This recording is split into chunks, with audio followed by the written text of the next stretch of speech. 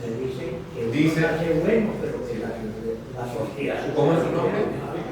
Jacob. Jacob. Lo que Jacob dice entonces, el hombre es par, es neutro, depende de la educación. Ahí se forma su escala de valores, ¿verdad? Y de acuerdo a eso actúa. Lo cual parecería bien, pero es una idea muy peligrosa. ¿Por qué?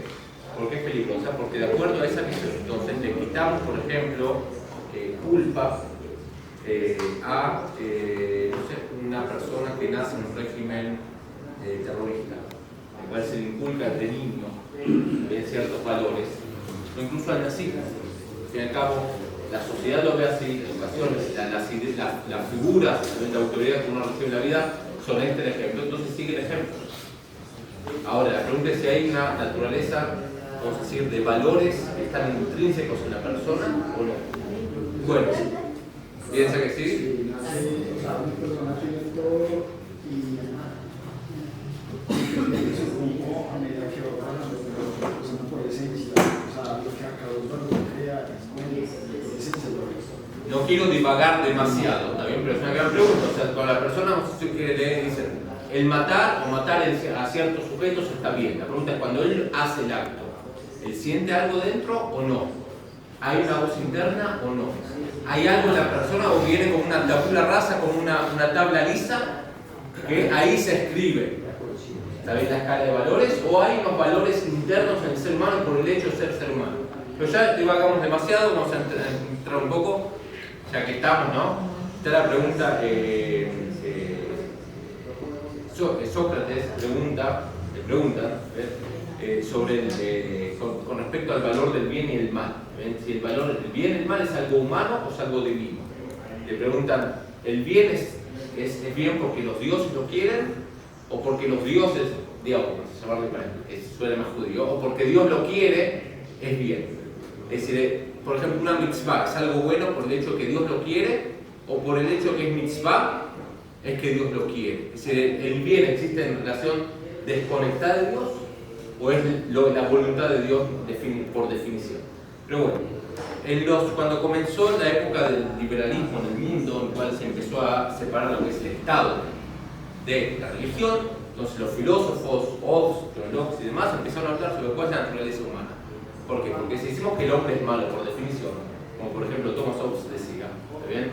Homo hominis lupus, ¿está bien? El hombre es lobo del hombre, entonces necesariamente necesitamos un sistema, ¿está bien?, que regule el actuar humano, y necesariamente necesitamos un Estado. El hombre no puede vivir en anarquía. El anarcocapitalismo, ¿está bien?, no puede existir. ¿Por qué? Porque el hombre es malo, es un ser dañino, por definición necesita algo que lo regule, un sistema de leyes. Ahí empezó el debate. Entonces había una posición dentro de Maquiavelo también, el príncipe, sobre eso, que el hombre es un ser dañino por naturaleza, egoísta, ¿está bien? Y necesita algo un marco que regule el comportamiento humano. Por otro lado, encontramos también dentro de la filosofía, Jean-Jacques Rousseau, en su libro Emilio, sobre la educación humana, que habla que no, el hombre es bueno por naturaleza y es la educación la que lo corrompe. La influencia social es la que lo corrompe al ser humano. El comportamiento en masa es lo que corrompe al individuo. Y esto lo podemos ver muchas veces. Es decir, actos que nosotros no haríamos en forma singular, o cuando nos encontramos en grupo, quizás sí lo hacemos. ¿Bien? Por ejemplo, si estamos esperando una gran fila en el aeropuerto, y quizás no haríamos algún atajo, pero cuando vemos que todos hacen el atajo, decimos, bueno, si todos lo hacen debe haber una lógica, debe estar bien hacerlo, ¿verdad? Y dentro de nosotros sabemos que no está bien hacer esto. Y a veces entonces el comportamiento más es la que corrompe al ser humano. Ahora, ¿cuál es la posición del judaísmo ante esta pregunta? Por un lado, en el judaísmo encontramos en el Tanaj vamos a decir, dos fuentes que podrían darnos una respuesta sobre esto. Nos dice el libro de Bereshit, Bayar, Adonai, y Hashem Tirapar Adam Ba'at, que es muy malo la persona, que se aumentó el mal de la persona en la tierra. Bejol Yetzer Machshevot Tibó, y todos los instintos de su pensamiento en el corazón, son malos. Es decir, que vio Dios que el hombre empezó a ser un individuo negativo. Por otro lado, el libro de Coelet, el libro de Eclesiastés, Asheasá Adonai Elohim et Adam Yashar, que nos dice que hizo Elohim, hizo el creador de la persona Yashar. Bema Bishuk Shemot Rabim, también dice el libro de Salmo. Lev Taor Verá Li Elohim, Ruach Nachon Hadashim. Lev Taor Verá Li Elohim, un corazón puro que creó Dios. Ruach Nachon Hadashim, y un espíritu correcto que insufló dentro de él. Entonces es como hay una posición ambivalente. ¿Ah? Sí, no hay duda que el hombre nunca, siempre va a tener errores. Pecados no es que no va a haber, no es esa la idea, la utopía. Pero principalmente, ¿cuál es la inclinación del ser humano? Esa es la pregunta. No existe, no pecar no existe. El Midrash trae que hubieron un par de sujetos que nunca pecaron en la vida. Trae Binyamin, el hijo de Jacob, el padre de Shaul. ¿Cómo se llama el padre de Shaul?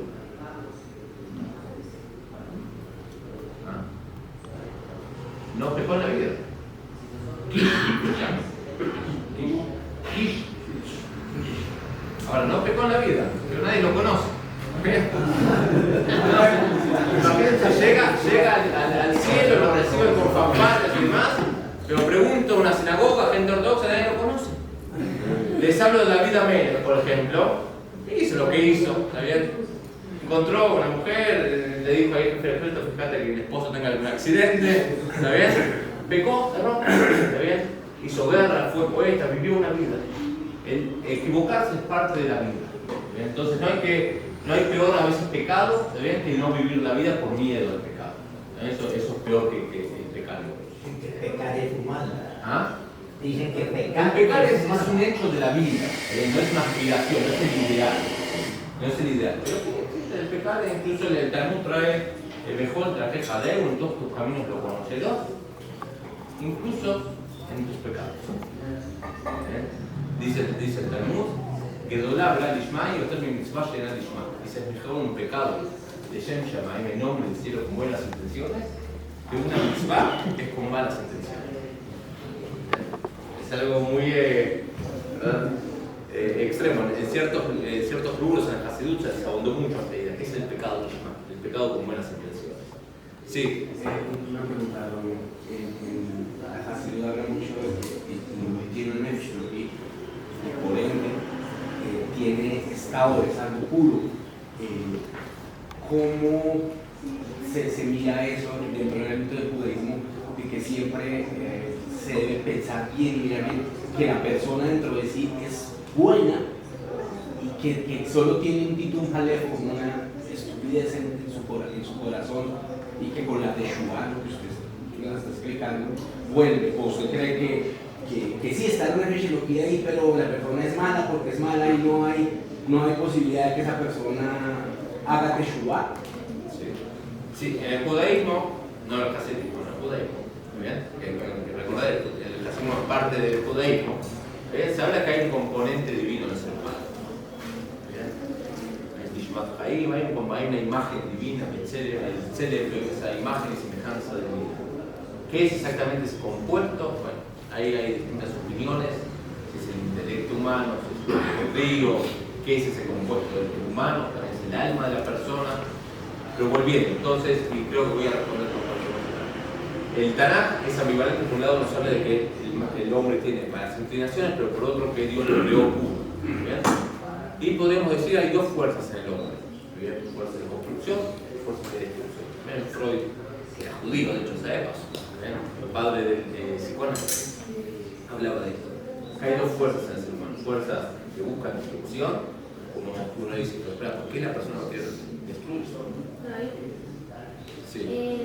Te doy medio la idea, pero sí. Es que es más fácil bajar que subir. Entonces, Hashem nos puso en subir para poder mejorar y que nuestros obstáculos los podamos lograr. Pero bajar es más fácil para inclinarnos ante lo que nos gusta, porque en parte se raya. Sí, a ver, las crisis son parte del crecimiento. crecimiento. ¿Quién es el padre, chicos? Sí, las crisis son parte del crecimiento, totalmente. Son parte esencial del crecimiento. Por eso, siempre la persona tenga una crisis, es una oportunidad de crecimiento. Crisis de pareja, crisis laboral, de salud, en cualquier índole. Ahí se ve de qué está hecho el hombre. Cuando la vida nos sonríe, ahí es fácil ser optimista, es fácil ver todo color de rosa. El problema es cuando uno está bajo fuego. Que es cómo la persona lidia con esa crisis personal. ¿Por qué es una importancia de la crisis? No solo por saber lidiar esa crisis específica que estamos pasando, sino que si la persona sabe lidiar con esa crisis, va a adquirir herramientas que le van a servir el resto de la vida. Pero no, cuando estaba hablando de estas inclinaciones de destrucción, no solo bajar, vamos a decir, es simplificar. Hay que entender que la persona tiene conductas destructivas para consigo mismo. Porque a veces nos aferramos a relaciones que no son insanas. ¿Por qué nos aferramos a dinámicas que son insanas? Nosotros entendemos que son insanas. Hay que entender que hay fuerzas que nos conducen, que no siempre estamos conscientes de ellas, a tomar decisiones que no realmente las queremos. Es un poco casi masoquista. Pero hay estas fuerzas. En el psicoanálisis se habla mucho de esto, ¿verdad? Sea por traumas, por vivencias que hemos tenido en la niñez, nos recuerdan, aunque nos da cierto dolor, nos dan como cierta nostalgia, cierto lugar de confort. Entonces, volviendo al judaísmo, se nos habla de que hay inclinaciones destructivas e inclinaciones positivas, y la idea siempre es aferrarse a la parte positiva.